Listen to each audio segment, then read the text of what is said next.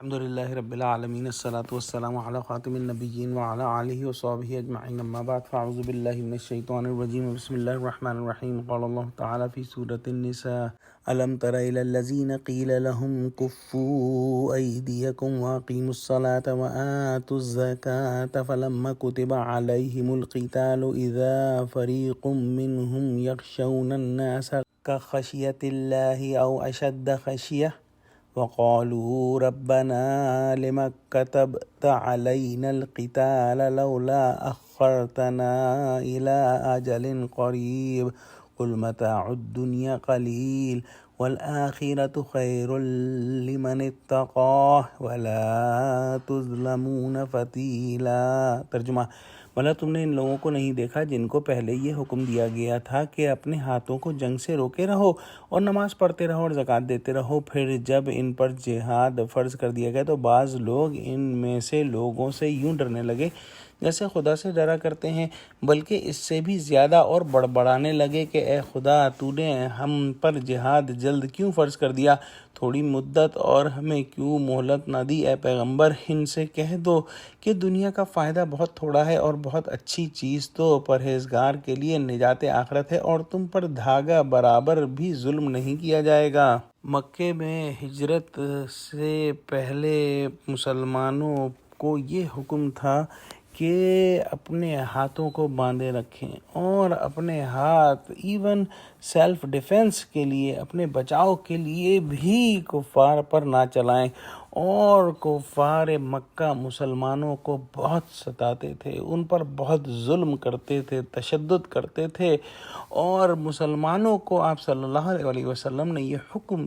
دیا تھا کہ ابھی مقاتلے کا حکم نہیں ہوا، بلکہ صرف صبر اور درگزر کرنے کا حکم ہے، اور فرماتے تھے کہ نماز اور زکوٰۃ کا جو حکم تم کو ہو چکا ہے اس کو برابر کیے جاؤ۔ یہ دراصل مسلمانوں کی ایک جو ہے وہ تیاری تھی، ان کی ایک سائیکولوجیکل اور ان کی نفسیاتی ایک ٹریننگ تھی کہ جب تک آدمی اطاعت خداوندی میں اپنے نفس پر جہاد کرنے کا اور تکالیف جسمانی کا خوگر نہ ہو اور اپنے مال خرچ کرنے کا عادی نہ ہو تو اس کو اپنی جان دینا بہت دشوار ہے۔ لہٰذا اول وقت کے اندر مسلمانوں کو یہ حکم تھا کہ کچھ ہو جائے اپنے ہاتھوں کو نہ چلاؤ، اپنے ہاتھوں کو کفار پر نہ اٹھاؤ، یہاں تک کہ کفار نے بعض صحابہ کرام کو شہید کر دیا، لیکن انہوں نے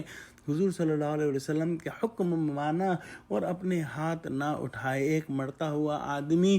دو چار کو لے کر ہی مرتا ہے، اس کو اگر پتہ چل جائے کہ اس کی موت کا وقت آ گیا ہے اور اس پر اتنا ظلم کیا جائے گا کہ اس کو جان سے مار دیا جائے گا تو وہ اپنے سیلف ڈیفنس میں ایک دو کو لے کر مرے، لیکن ان مسلمانوں نے تمام تر ظلم سہنے کے باوجود اپنے ہاتھوں کو نہ اٹھایا، لیکن وہ حضور صلی اللہ علیہ وسلم سے یہ رخصت ضرور مانگتے تھے کہ ہم کو اس بات کی اجازت دے دی جائے کہ ہم مقاتلہ کریں، اور ہم پر جب ظلم ہو تو ہم جو ہے اپنے ظالم کو اپنے ہاتھوں سے جو ہے وہ نقصان پہنچائیں، بے شک ہم اپنی جان سے جائیں لیکن اس کو نقصان پہنچا کر جائیں۔ لیکن اس وقت اللہ سبحانہ وتعالیٰ نے یہ حکم تھا کہ مسلمان اپنے ہاتھوں کو نہ چلائے، لیکن جب ہجرت کے بعد مسلمانوں کو کافروں سے لڑنے کا حکم ہوا تو اصولاً تو ان کو خوش ہونا چاہیے تھا کہ ہماری درخواست قبول ہو گئی، مگر بعض کچے مسلمان کافروں کے مقابلے